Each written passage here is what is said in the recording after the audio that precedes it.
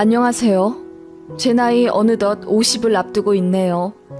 지금은 군대에 가 있는 큰아이와 이제 대학 입학하는 작은 아이가 있고 광역시에서 자그마한 미용실 하던 사람입니다. 참 10길 물속은 알아도 한길 사람 속은 모른다더니 제 상황이 딱 그러했네요. 저는 남편과 시어머니에게 완전히 뒤통수 맞은 사람입니다. 그것도 남편 죽고 나서 말이죠. 참 황당하고 창피하기도 해서 저희 가게 고객분들은 물론 제 친한 친구들에게도 차마 알리지 못했지만 계속 속으로 쌓아두려니 골마가는 듯해서 근 10년 동안 자주 오던 이곳 카페에 한번 글을 써보려 합니다. 제 남편은 재작년에 죽었습니다. 간암으로 오랫동안 고통받다 하늘나라로 간 사람이죠. 남편은 결혼 초반 건설회사에서 일했었는데 인사고과에서 낮은 점수를 받아 저희 결혼한 지 3년 정도 만에 해고를 당했고 그 이후로는 작은 회사들 전전하며 거의 알바 수준으로 돈을 벌어왔습니다. 게다가 시아버지가 생전에 돈 사고를 많이 쳐서 시댁 가게 사정이 어려웠어요. 그래서 매달 30에서 50만 원 정도는 시댁에 보내드려야 했습니다. 실질적인 가장은 거의 저였고 미용사인 저는 코피 터지도록 일했습니다. 너무 힘들어서 그런 건지 딱히 피임하지 않았는데도 임신이 안 되더군요. 남들은 결혼하고 한두 해 안에 임신하고 그러던데 저는 4년이 되도록 아이가 생기지 않아 심적으로도 많이 힘들었습니다. 나이가 많은 거면 이해를 하겠는데 저는 결혼도 일찍 한 편이었거든요. 23살에 결혼했고 건강이 안 좋은 것도 아니라 임신이 안 될 이유가 없었는데 지금 생각해보면 너무 고된 일 때문에 자연적으로 임신이 잘 안 되었던 것 같아요. 그러다 기적적으로 첫 아이가 생겼고 임신의 기쁨도 잠시 저는 만삭 때까지 허리가 끊어지도록 서서 일을 해야만 했습니다. 왜냐하면 남편이 또 회사에서 잘렸거든요. 그래서 결국 남편은 회사 다니는 것을 포기하고 그냥 집에 있게 되었어요. 그치만 남편의 가사 일이 많이 서툰 까닭에 저는 퇴근하고 나서 설거지와 빨래를 해야 했습니다. 그때 많이 다투긴 했어도 아이 둘 낳아 키워가며 어찌저찌 매일을 잘 버텨가며 살았던 것 같네요. 저는 그때 마침 좋은 스승님을 만나서 미용 기술이 많이 늘었던 까닭에 저를 찾는 단골 부자 고객님들이 많이 계셨고 또 지금은 이런 문화가 없어지긴 했지만 사모님들로부터 미용 팁도 많이 받았습니다. 어느 달은 팁으로만 월급만큼 번 적도 있으니 말 다 했죠. 그렇게 남편이 집에서 쉬는 동안 저는 아이를 둘째까지 낳았고 일도 열심히 해서 결국 결혼 10년 만에 2층짜리 주택을 매매했어요. 그래서 2층은 새 주고 1층에 저희가 살게 되었죠. 그렇게 제 몸 하나 갈아가며 열심히 살았기에 얻은 결과였어요. 그런데 시아버지 때문에 몇천 정도 시댁에 들어간 듯 하네요.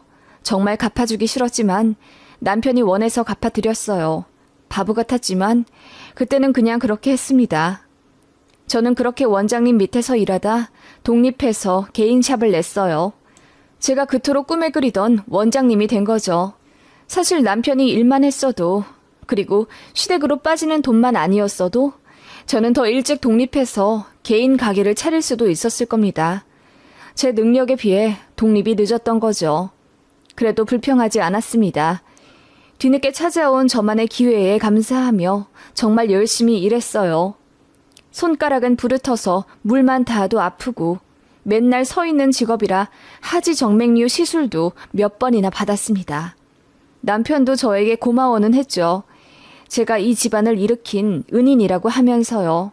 아이들도 제목해가며 잘 크고 있었고 제가 해드리는 돈 덕분에 시댁도 어느 정도 돈 걱정 안 하며 살게 되었으니까요. 게다가 아이들 중학생 되었을 무렵에는 40평대 아파트도 하나 더 매매했으니 이 정도면 나름 성공한 삶이라고 자부할 수 있었습니다. 그러다가 남편이 이제 본인도 일을 하고 싶다고 하더군요. 무슨 일을 하고 싶냐고 물으니 남편이 이러더라고요. 당신 사장님 소리, 원장님 소리 듣는 거 너무 부러워. 나도 나이 먹었으니 이제 누구 밑에서 일하긴 싫고 가게 하나 차리고 싶은데 좀 도와줄 수 있어? 라고 남편이 묻더군요. 솔직히 남편은 전업주부라고 하기엔 집안일도 거의 하지 않았습니다. 그나마 아이들 초등학생 저학년까지 등하원만 시켜주었고 나중에는 아이들 스스로 학교도 가고 학원도 가곤 했기에 남편이 할 일이 거의 없었어요. 게다가 다들 시꺼먼 아들내미들이니 딸들처럼 머리를 묶어준다거나 하는 세심함도 필요가 없었죠. 솔직히 말하면 남편은 그냥 백수 그 자체였고 자격증을 따기 위해 공부를 한다거나 부업 같은 것도 하지 않았어요. 앞서 말했듯이 남편은 살아생전 가사일에 서툴러 빨래와 설거지 그리고 요리를 거의 하지 못했던 사람입니다. 저는 아침 7시에 집에서 나와 저녁 8시에 퇴근했지만 출근하기 전에 가족들 먹일 음식 만들고 퇴근하고 나면 빨래랑 설거지를 하고 자야 했고요. 남편은 피곤하고 힘들다라는 이유로 아이들 아침만 겨우 차려주고 청소기 정도만 돌리며 살았어요. 그리고 저녁 반주로 소주 반병 정도 늘 먹고 잠들어 뻗어 있었고요. 그래서 퇴근하고 나면 남편이 깨어있는 모습을 보기가 힘들었습니다. 그 까닭에 제가 밀린 집안일을 하고 자야 했고요. 그런 삶이 반복될수록 저도 남편에게 실망하며 지쳐갔고 그 때문에 부부싸움도 많이 하게 되었네요. 그런 상황에서 남편이 자기도 개인 사업체를 차리고 싶다며 저에게 도와달라고 하더군요. 솔직히 말해서 집에서 집안일도 거의 안 하고 돈도 안 벌고 있는 남편이 한심하게 느껴지긴 했었네요. 그래서 내심 일하길 바랐지만 그런 뉘앙스만 풍겨도 화를 버럭 내던 남편이었기에 본인 입으로 먼저 돈을 벌고 싶다고 하는 남편의 말이 반갑게 느껴졌던 것 같습니다. 그래서 갖고 있던 2층짜리 주택을 팔아 남편 가게를 내줬어요. 팩스, 복사기 등을 판매 관리하는 대리점이었습니다. 생각보다 잘 되더라고요. 처음에는 혼자 하더니 반년 만에 직원도 뽑기 시작했고요. 그래서 2년 정도 지난 후에는 확장 이전도 하고 직원들도 5명 정도 뽑아서 운영을 하더라고요.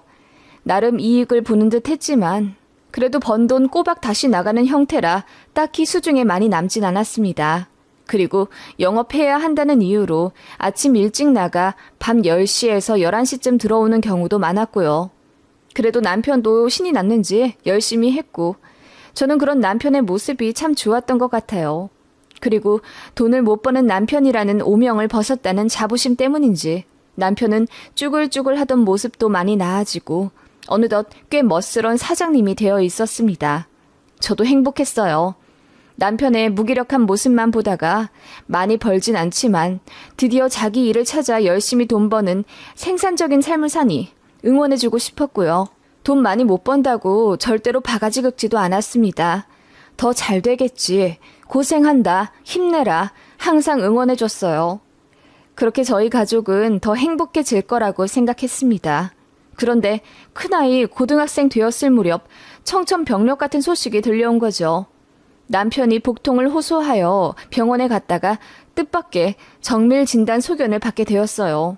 그리고 얼마 안 있어 간암 선고를 받게 되었습니다. 남편은 원래 지병이 있었어요. 간염 보균자였는데 매일 술을 먹고 살았죠. 제가 말렸지만 소용이 없었습니다. 게다가 사업 시작하고 나서 회식이나 영업 접대도 많았기 때문에 남편은 더욱 술을 많이 먹었던 것 같네요. 그것 때문에 싸움도 참 많이 했죠.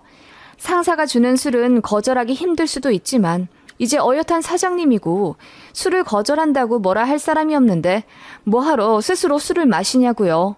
걱정이 되긴 했지만 남편은 늘 자긴 괜찮다, 건강하다, 큰 소리를 쳤던 사람이기에 말린다 한들 듣지도 않았고요. 아무튼 그렇게 간암 선고를 받게 된 이후 남편은 사업을 접고 집에서 요양하며 지냈습니다.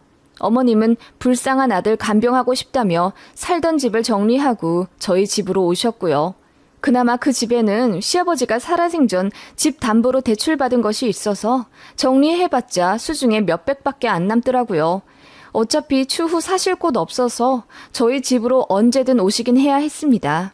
저 역시 미용실을 딱 오전에만 단축 근무하고 남편 간병하느라 하루를 거의 다 쓰며 살았어요. 그리고 집에 시어머니가 계시니 솔직히 제가 요리며 집안일도 더 신경 쓰며 하게 되었고요. 어머님이 좀 깔끔하신 편인데 맞벌이 하는 저희 부부집을 돼지우리라고 표현하시며 항상 못마땅해 하셨거든요. 그래서 솔직히 남편 간호보다는 어머님 잔소리 듣고 뒤늦은 시집살이 겪느라 그게 더 힘들었던 것 같네요. 그래도 남편이 아프다고 하니 병에 좋다고 하는 음식들 다 해다 먹이고 찾아 먹이곤 했네요. 간에 다슬기가 좋다고 하길래 신선한 상품 찾으러 차로 3시간인가 혼자 운전해서 정선까지 가서 한솥 가득 가져온 적도 있고 몇 시간 동안 가스불 앞에 서서 이것저것 음식도 만들어 해다 먹이고 했고 매번 운동 싫어하는 남편 설득해 하루에 1시간 정도 웨이트와 유산소를 시켰습니다. 그럼에도 불구하고 수치는 점점 더 안 좋아지고 항암 치료도 잘 안 되더군요. 고된 병원 입퇴원을 반복하며 4년 정도 남편의 병수발을 들었습니다. 시어머니 역시 간 관련 병력이 있고 그 때문에 기력이 없다는 이유로 나중에 전적으로 남편의 병간호를 저에게 다 맡겼고 저는 남편 수발 들면서 4년 동안 10kg나 빠질 정도로 힘들었습니다. 그럼에도 불구하고 남편은 암을 이기지 못하고 결국 호스피스 전원했네요. 그리고 저는 미용실 문을 닫았습니다. 언제 떠날지 모르는 남편을 위해서요. 그렇게 1년을 꼬박 저 역시 죽을 듯이 간호해주고 남편 똥오줌 받아가며 병수발했지만 결국 남편은 하늘로 갔습니다. 그게 재작년이네요. 남편과 결혼해 살면서 그리고 간암 선고받고 남편 장례 치르기 전까지 저는 매 순간 최선을 다했다고 생각했습니다. 그럼에도 후회되는 일이 숱하게 생각나더군요. 그래도 남편 병수발 5년 들면서 저도 참 많이 힘들었네요. 장례식장에 찾아온 친구, 친척분들이 제 모습을 보고 몇 년 만에 10년은 늙은 것 같다며 제 걱정을 해줄 정도였습니다. 그렇게 사람들의 위로를 받으며 장례를 치르고 있는데 장지 전날 밤 어떤 여인이 찾아오더군요. 호련히 혼자 찾아와 절도 못하고 구석에 서서 울고 있길래 눈에 띄었습니다. 그래서 궁금은 했지만 조문객들 맞이하느라 정신이 없었고요. 그런데 어느 순간 저희 시어머니가 그 여자를 데리고 들어와 저를 시키더라고요. 시어머니께 누구냐고 물었더니 어머님이 말을 더듬으시며 먼 친척이야. 어릴 때 같이 놀던 동생. 이라고 하시길래 그러시냐고 하며 식사하고 가시라고 안내했습니다.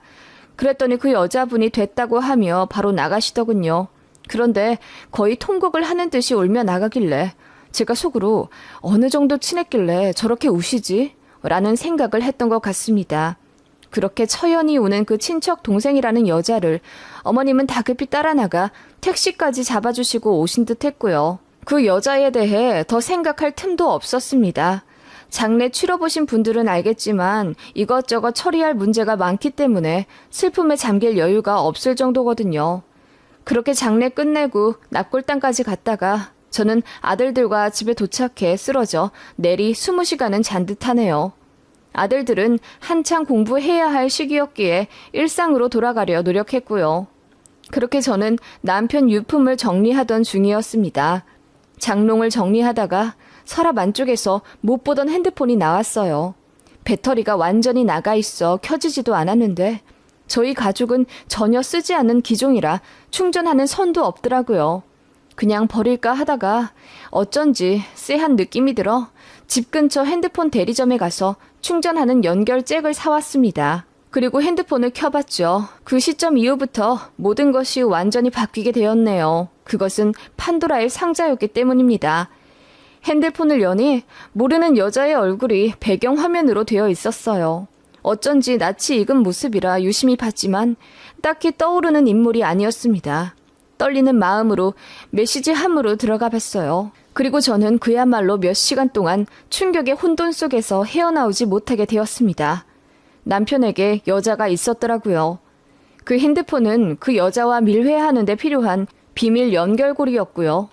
메시지 전부 보니까 가관도 아니더군요.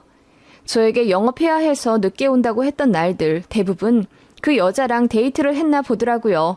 모텔, 호텔도 얼마나 갔는지 아예 둘만의 은어로 업체를 이야기하며 당연하듯 방 잡고 가는 듯 했습니다. 사진 보니 둘이 제주도도 갔더라고요. 보니까 직원들이랑 워크숍 가던 날이었는데 알고 보니 남편은 직원들이랑 같이 출발만 했고 막상 제주도 가서는 그 여자랑 거의 따로 놀았나 보더라고요. 기가 찼습니다. 심지어 간암 선고받고 항암 치료 받으면서도 뒤에서 만나고 있었더라고요. 그렇게 둘은 거의 6년가량을 만난 듯 했어요. 마지막 메시지가 곧 있으면 5주년인데 병원에 있게 돼서 미안하다는 남편의 문자였거든요. 그 여자 사진을 울면서 다시 한번 봤습니다. 그러다가 갑자기 생각이 났습니다. 그리고 가슴을 치며 통곡했어요. 그 여자는 바로 남편 장례식장에 혼자 찾아와 서럽게 울던 그 친척 동생이라고 하던 사람이었습니다. 그런데 핸드폰 내에서의 호칭을 봐도 전혀 친척 동생 같지가 않았어요.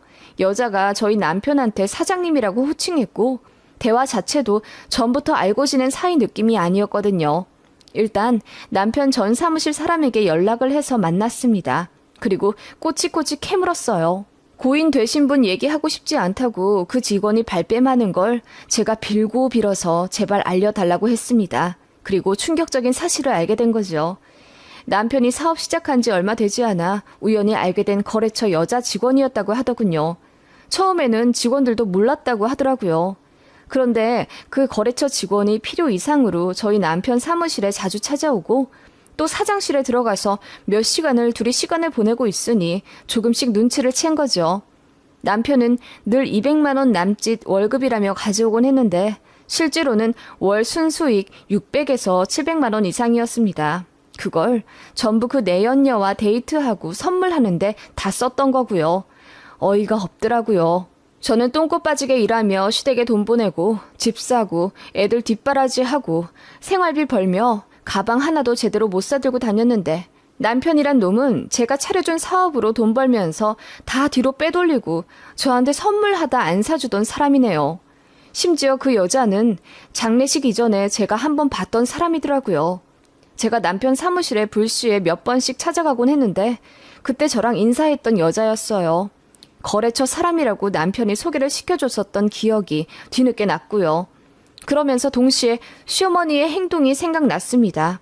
장례식장에서 시어머니는 분명히 그 여자를 잘 알고 계셨고 또 친척 동생이라 저에게 속였습니다. 이건 필시 어머님도 알고 계신 상황이라고 생각이 들었고요. 그래서 시모에게 달려가 물었습니다. 어머님, 그이 장례식장에서 친척 동생이라고 소개해 주셨던 여자분 있잖아요. 라고 물으니 어머님이 소스라치게 놀라시더군요. 왜 놀라세요? 그 동생분 성함이 어떻게 되죠? 찾아보니 조문객 방명록에 없길래요. 그건 왜 묻니? 아마 걔가 그날 경황이 없어서 그냥 갔던 모양이야. 그럼 이름은 어떻게 되는데요? 어느 쪽 사촌이고요? 저도 좀 알고 싶어서요. 어? 그래.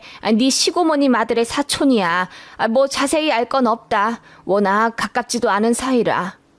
그런 거 치고는 어머님이랑 그 여자분이랑 잘 아는 사이 같으시던데요? 이름이 뭐냐니까요. 제 말에 어머님이 급기야 얼굴이 허옇게 질리셔서는 왜 자꾸 캐묻냐며 이름도 잘 모른다고 발뺌하시더군요. 그래서 그때 참았던 눈물과 함께 감정이 폭발해버렸습니다. 어머님, 그 여자 현우 아빠 내연녀잖아요. 제가 모를 줄 아세요? 라고 소리쳤더니 어머님이 저더러 무슨 소리를 하는 거냐며 되려 화를 내시더군요. 우리 아들이 무슨 바람이야. 너 자식 먼저 앞세운 이 비참한 노인네한테 그게 할 소리더냐? 이렇게 고인 명예를 더럽혀도 되는 거야? 네가 그러고도 며느리고 아내야? 어? 어머님, 증거 다 있거든요. 네? 이름은 김하연이고 남편 일하면서 알게 된 사람이잖아요. 6년 정도 사귄 거 제가 모를 줄 아세요? 그 말에 어머님은 갑자기 꿀먹은 벙어리 마냥 아무 말도 안 하시더라고요. 그렇게 한참을 가만히 계시다가 하는 말이 네가 좀 봐줘라. 아파서 고생하다간 우리 아들인데 지난 일 들춰서 뭐하겠니. 그냥 덮어둬라. 그것도 못할 짓이다. 어머님, 제가 어이가 없는 건 어머님도 그 여자 존재를 분명히 아셨다는 거예요. 어떻게 제 앞에서 절까지 하게 만들고 저랑 인사도 하게 소개를 시켜주세요? 어머님이야말로 그럴 수 있는 거예요?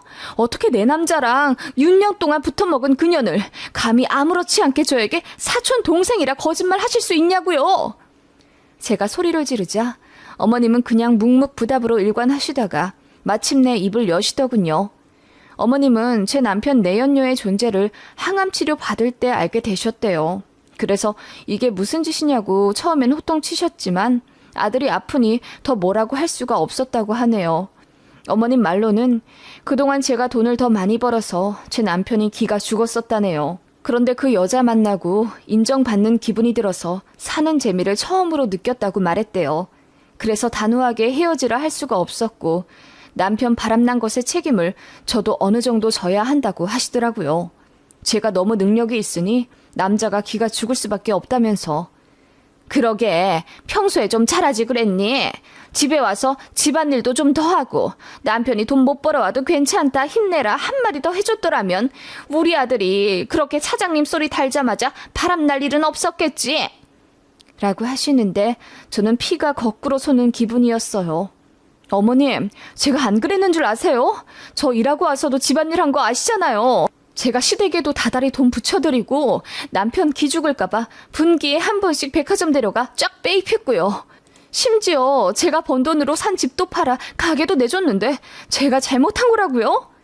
아니, 그래 그건 고맙다만 아니 그러면 네 남편 옷을 왜 사줬니? 남자들 때 빼고 광내주면 바람나는 거 몰라? 이래나 저래나 네 잘못이 크구나. 그리고 이제 와서 뭐 어떻게 하겠어? 이미 우리 아들 죽었는데 딱하게 생각하고 네가 넘어가라. 어머님, 그래도 그러시면 안 되죠. 어떻게 미안하다 한마디 하실 줄 모르세요? 미안하긴 뭐가 미안해? 남자가 그럴 수도 있는 거지. 네가 이러니까 우리 아들이 바람이 난 거 아니야? 얼마나 외로웠겠니? 마지막 가는 길 그 여자 좀 보고 싶었을 텐데 네가 떡하니 버티고 있으니 서로 얼굴도 못 보고 간 거 아니야? 어머님은 급기야 제가 마지막 1년 동안 밤낮 없이 남편 곁에 붙어 있었던 걸 탓하시더라고요. 어이가 없더군요. 남편 똥오줌 받아주고 식사 챙겨주고 1년을 아들들도 못 챙기고 그렇게 저야말로 송장처럼 살았습니다. 제가 남편 병간호 하느라 5년 동안 얼마나 고생했는지 뻔히 아시면서 어떻게 그런 말씀을 하시는지 너무 어이가 없더라고요. 설상가상 남편 사업체를 마저 정리하다가 더 충격을 받았습니다. 남편이 사업 확장한다고 기업 통장에다 돈을 관리하고 있었는데 은행 가서 확인해보니 1원도 없더라고요. 남편이 호스피스 들어가기 전에 잠깐 은행 가서 뭐 좀 정리하고 온다고 했었는데 그때 통장 탈탈 털어 그 내연녀한테 다 송금했더라고요. 심지어 세금 정리까지 완벽하게요. 뒤통수를 제대로 맞은 느낌이더군요. 그 내연녀 찾아가니 그 여자가 뻔뻔스럽게도 저에게 이러더라고요. 오빠가 저한테 미안하다고 했어요. 자기 죽으면 사망보험금이 다 와이프한테 갈 거라면서 저한테는 줄 게 별로 없다고요. 그래서 사업 정리한 돈 1억 2천이라도 저 주고 싶다면서 그 아픈 몸으로 은행 가서 정리해 저 주고 간 거예요. 그리고 임종 꼭 지켜달라고 부탁했었는데 저는 사모님이 눈치 보여서 못 간 거고요. 저도 오빠랑 약속 못 지켜서 너무 마음이 아파요. 그러니까 더 이상 오빠 일로 지난 일 들추면서 원망하지 마세요. 라고 하더군요. 언제부터 만났고 얼마나 깊은 사이였냐고 물으니 그 여자가 편지 한 장을 내밀며 말하더군요. 오빠가 호스피스 가기 전에 저한테 준 유언장이에요. 덜덜 떨리는 손으로 읽어보니 정말 가관도 아니더군요. 남편의 필체가 확실해 보이는 그 편지의 내용은 아주 절절한 사랑 고백이었습니다. 당신을 만나서 행복을 느꼈고 오히려 부부 사이가 아니라서 다행이다. 네가 내 와이프였으면 얼마나 고생했겠냐. 와이프가 너 대신 고생해주니 다행이다. 마지막 못 볼 꼴 안 보여줘서 오히려 다행 같다. 다음 생에는 꼭 부부로 만나자. 사랑한다. 의 내용이었습니다. 욕짓거리가 절로 나오더군요. 고생을 내가 해서 다행이라고? 그렇게 사랑하는 내연녀더러 똥오줌 받아가며 병수발 들게 하지 그랬냐고 죽은 사람 붙잡고 따지고 싶었습니다. 저는 남편 병간호하며 10년을 늙고 10kg가 빠졌습니다. 제 평생의 낙이었던 미용 일도 관둔 채로요. 그런 결과가 이딴 비극이라니 믿을 수가 없었습니다. 죽은 남편에 대한 동정은 거기까지였습니다. 저는 시어머니께 달려가 모든 사실을 알리고 따졌고 어머님은 곧 죽어도 제 잘못이라 하셨습니다. 저희 친정 가족들까지 사실을 알게 되어 그야말로 집안 싸움이 되었죠. 어머님은 끝까지 뻔뻔하게 나오더군요. 결국 저는 어머님더러 내 집에서 나가라고 했습니다. 어머님이 두 눈 동그랗게 뜨며 아니, 남편도 죽고 아들도 죽은 마당에 나더러 이제 혼자 살으라고? 내가 이제 어떻게 혼자 사냐?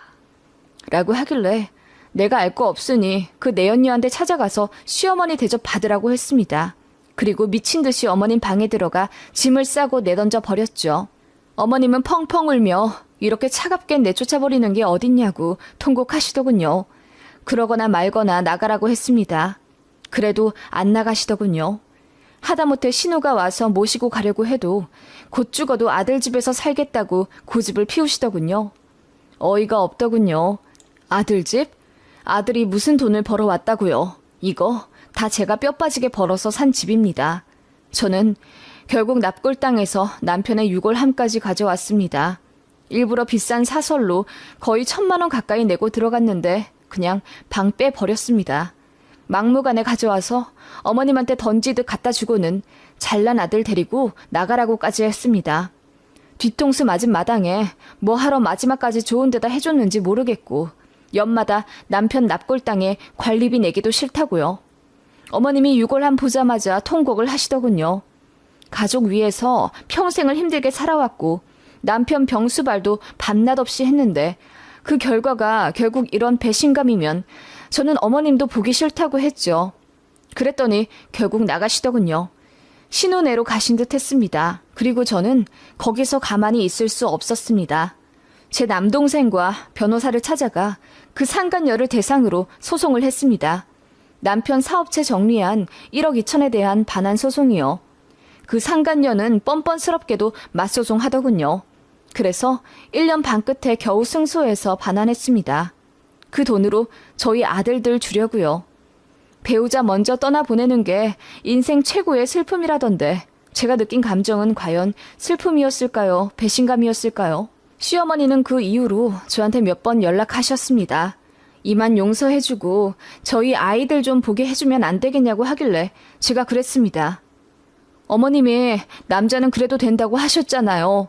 혹시라도 우리 애들한테도 헛소리해서 애들 잘못 가르치실까봐 겁나서 못 보여드리겠네요. 라고 했더니 그제야 미안하다고 펑펑 우시더군요. 이제 상관도 하기 싫습니다. 남편, 아니 전 남편 유골함은 신우가 가져갔다고 들은 것 같은데 잘 모르겠고요. 저는 다시 미용실 할 생각이고 마음 가다듬어 씩씩하게 살아볼 생각입니다. 악에 받쳐 법원까지 들락날락 거리다 보니 시모와 남편에 대한 짠한 감정이 저는 이제 조금도 없네요. 시모까지 쫓아버리고 납골 땅에서 남편 반까지 빼버린 제가 너무한 걸까요? 아니면 몇 년을 뒷바라지한 저 몰래 바람피고 병수발까지 다 받아놓고는 뒤통수까지 거하게 친 시모와 남편이 너무한 걸까요?